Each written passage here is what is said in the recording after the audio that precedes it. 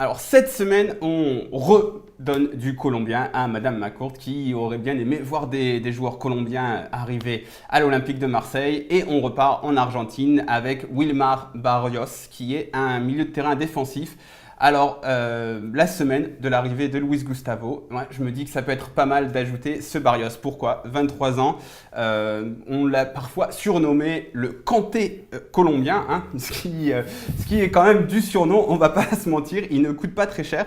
Il est arrivé à Boca Juniors l'été dernier, d'abord en tant que remplaçant, et puis il était un peu au fond du banc. Et lorsque Fernando Gago s'est blessé, quelle surprise, hein, il se blesse pourtant très si rarement, et ben il a su parfaitement assurer l'intérim, il a même apporté quelque chose de différent, moins dans la passe, mais plus dans l'énergie, dans la récupération, et bref, ce qu'apporte Kanté, toute proportion gardée bien sûr.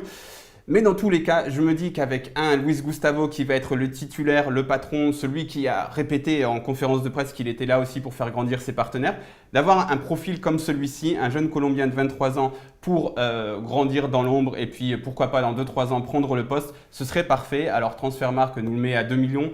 C'est sans doute un petit peu sous-évalué, mais 4-5 millions, ça pourrait partir, surtout que ce n'est pas un titulaire indiscutable. Bref, ça a tout du bon plan, donc si tu nous regardes Zoubi, tu connais la rengaine, tu nous passes un petit coup de téléphone, notre commission ne prend pas beaucoup, et voilà.